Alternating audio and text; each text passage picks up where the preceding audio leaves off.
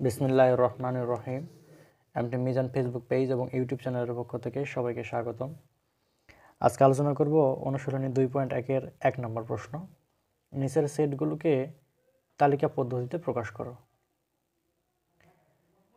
আমি সময় বাঁচানোর সুবিধার্থে অঙ্কগুলো খাতায় করে নিয়েছি, 1 নম্বরের সবগুলোই। আমি তোমাদেরকে একটু খাতায় বুঝে দেবো, একটু দেখো।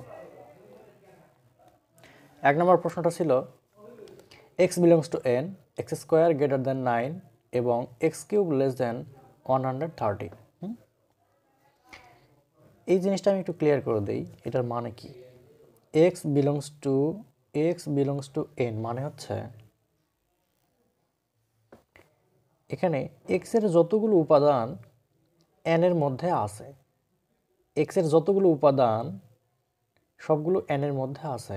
n হচ্ছে আমরা স্বাভাবিক সংখ্যা জানি, আর স্বাভাবিক সংখ্যা কি কি 1 2 3 4 5 6 ইত্যাদি ইত্যাদি, সবগুলোকে আমরা স্বাভাবিক সংখ্যা বলি। আচ্ছা, এখন এই শর্তের মধ্যে আমরা x এর মান 1 2 3 4 5 বসাবো। বসানোর পরে যেই মানের জন্য আমাদের দুইটা শর্ত সত্য প্রমাণিত হবে সেগুলোই আমাদের তালিকা পদ্ধতি।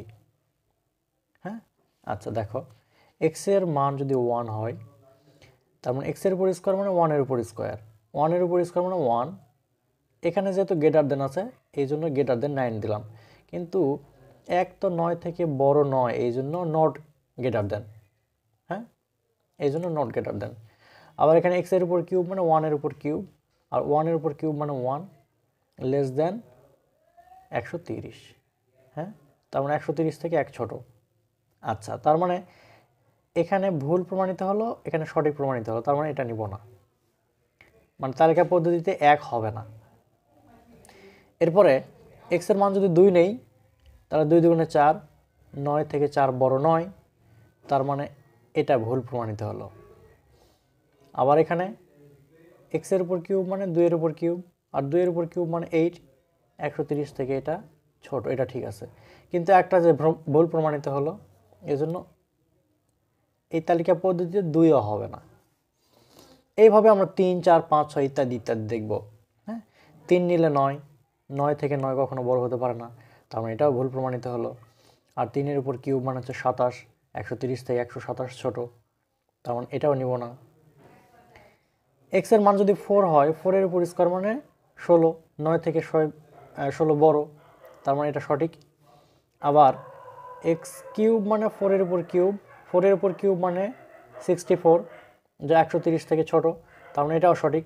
দেখো, এটাও সঠিক, এটাও সঠিক, তার মানে এই উপাদানটা তালিকা পদ্ধতিতে হবে। এরপরে 5 দেখি কি বলছে। x এর মান যদি 5 হয়, তাহলে 5 এর উপর স্কোয়ার মানে 25, 9 থেকে 25 বড়। আবার 5 এর উপর কিউব মানে হচ্ছে 125, যা 130 থেকে ছোট, তার মানে এটাও সঠিক, তার মানে 5ও হবে। আবার 6 দেখো, x এর মান যদি 6 হয়, 6 এর উপর স্কোয়ার মানে 36, 9 থেকে 36 বড়। আবার 6 এর উপর কিউব মানে হচ্ছে 216, যা 130 থেকে ছোট নয়, এটা বড় হয়ে যাচ্ছে, তার মানে এটা ভুল প্রমাণিত হলো, তার মানে এটাও তালিকা পদ্ধতিতে হবে না। এখন আমরা নিচে যতই মান নিই না কেন, 7 8 9 10, এই পাশে সবগুলো ভুল প্রমাণিত হবে, শর্ত মেনে চলবে না। তাহলে কোন দুইটি মানের জন্য আমাদের এই শর্তটা মেনে চলল? একটা হচ্ছে 4 আর একটা হচ্ছে 5 এর জন্য। তাহলে নির্ণয় তালিকা পদ্ধতিতে হচ্ছে নির্ণয় সেটা হচ্ছে 4 এবং 5। বুঝতে পারলে? যে ধরনের অঙ্কই আসুক না কেন, আমরা মান এইভাবে বসাবো। বসানোর পরে যেই মানগুলোর জন্য সত্য প্রমাণিত হচ্ছে সেইগুলোই তালিকা পদ্ধতির অন্তর্ভুক্ত। কাহিনী শেষ। এরপরে দেখো খ নাম্বার বলছে x belongs to z,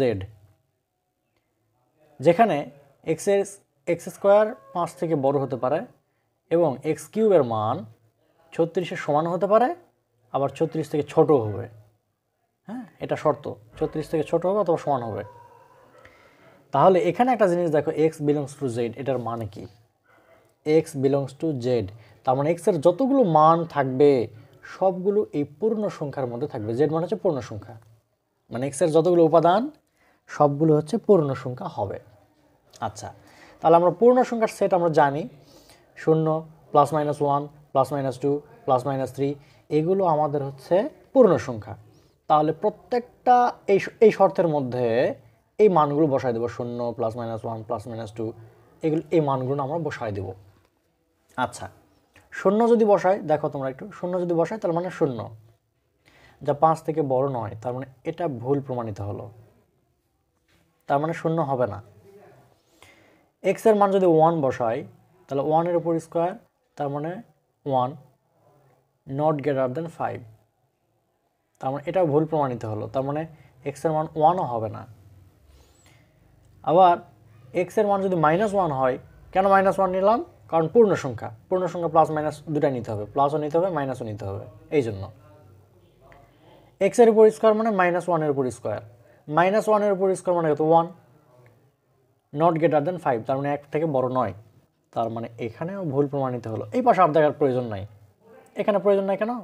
x এর উপর কিউব, তার মানে -1 এর উপর কিউব, -1, এই পাশে যেহেতু সত্য প্রমাণিত হলো, আমাদের শর্তটা মেনে চলতেছে, কিন্তু এই পাশে তো মেনে চলতেছে না, যার কারণে এই মানটাও নিব না। এরপর দেখো, এবার +2 -2 নিয়ে দেখি কি হয়। +2 যদি নাও, তাহলে x এর উপর স্কোয়ার মানে 2 এর উপর স্কোয়ার, তার মানে কি 2 এর উপর স্কোয়ার মানে 4, 5 থেকে 4 বড় নয়, তার মানে শর্ত মেনে চলতেছে না। আবার হচ্ছে -2 যদি নেই, তারপরও মেনে চলতেছে না।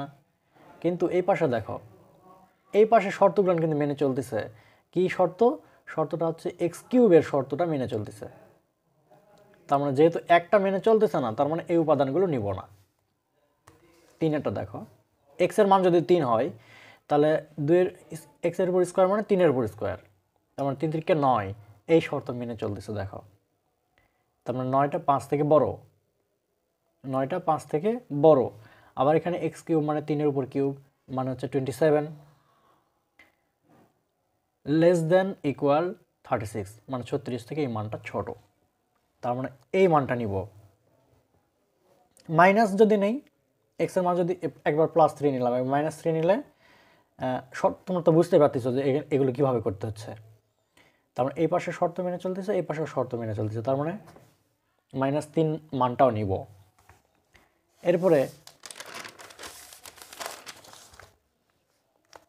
দেখো, আমরা যদি 4 নেই, 4 নিলেও শর্ত মেনে চলতেছে, আবার -4 এর জন্য শর্ত মেনে চলতেছে। দেখো, -4 নিলে -4 এর উপর, এখানে একটা মোস্ট ইম্পর্টেন্ট কথা ভালো করে লক্ষ্য করো। অনেকে যখন মাইনাস মান নিচ্ছে আমরা, তখন অনেকে হচ্ছে এখানে ব্র্যাকেট দেয় না।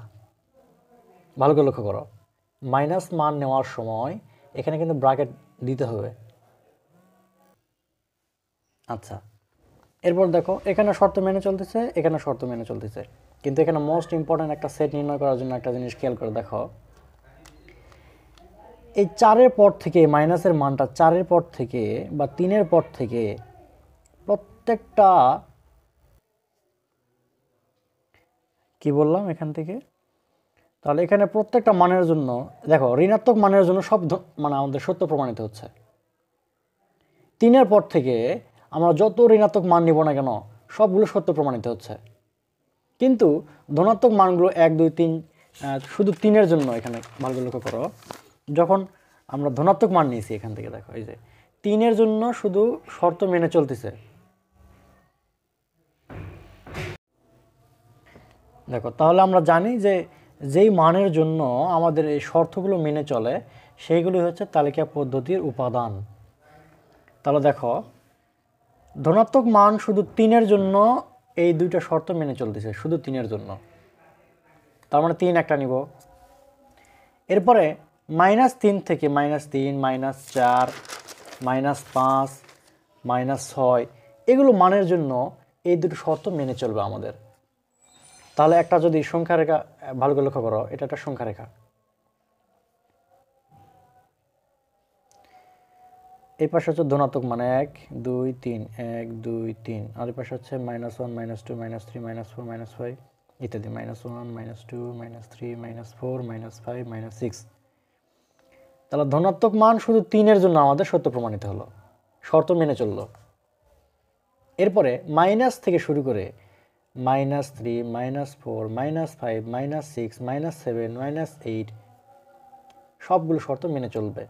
তাহলে আমরা তালিকা পদ্ধতিতে লিখতে পারি, এই যে -6 -5 -4 -3, আর ধনাত্মক মান শুধু একটা নেব 3।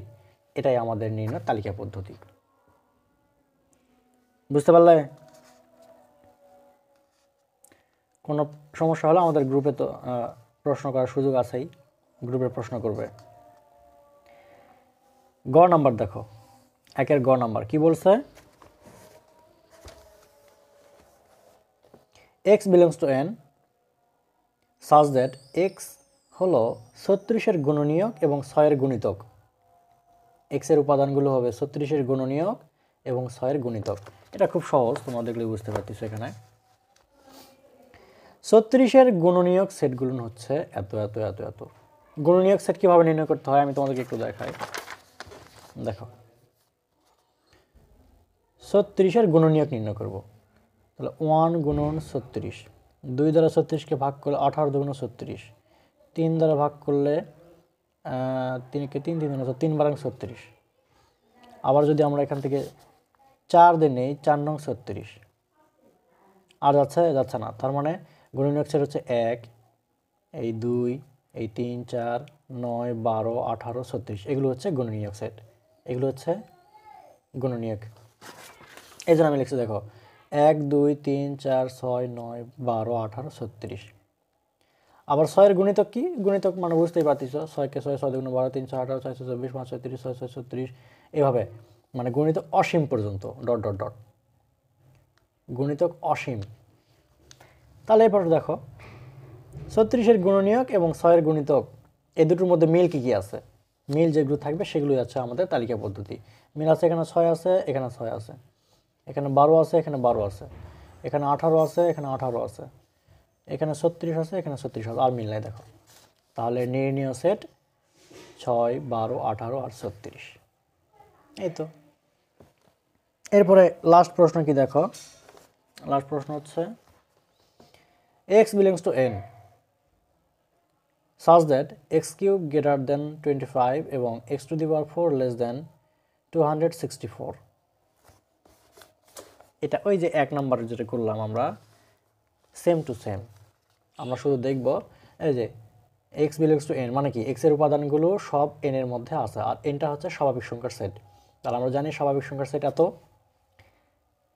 x এর মান 1 হলে কি হবে, x এর মান 2 হলে কি হবে, 3 হলে কি হবে। আমরা দেখব কোন কোন মানের জন্য মানে আমাদের এই শর্তগুলো, দুটো শর্ত, এইটা শর্ত আর এই শর্ত মেনে চলতেছে। দেখো 1 এর জন্য মেনে চলবে না, 2 এর জন্য মেনে চলবে না, 3 এর জন্য মেনে চলতেছে। দেখো 3 এর জন্য এই পাশে শর্ত মেনে চলতেছে 27 greater than 25, আর এখান থেকে 81। 3 এর জন্য শর্ত মেনে চলছে। এরপরে 4 এর জন্য শর্ত মেনে চলতেছে। হ্যাঁ, আমরা যদি এই মানগুলো ক্যালকুলেটর তোমরা দেখবে, 4 এর উপর 3 64, আবার এখানে 4 এর উপর যদি পাওয়ার 4 হয় তাহলে কত হচ্ছে 256। এই মানগুলো তো তোমরা হিসাব করতে ভুল করবে না, ক্যালকুলেটর তো আছেই। তাহলে 4 এর জন্য আমাদের 2 শর্ত মেনে চলছে।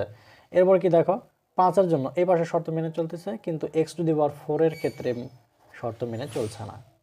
তার মানে আর শর্ত মেনে চলবে না এই পাশ থেকে। 6 এর জন্য মেনে চলবে না, 7 এর জন্য মেনে চলবে না। 3 এবং 4 এর জন্য যেহেতু শর্ত মেনে চলছে, সুতরাং আমাদের নির্ণয় সেট 3 এবং 4। আশা করি তোমরা বুঝতে পারলে। কোনো সমস্যা হলে আমরা গ্রুপে আরও আলোচনা করব। ধন্যবাদ।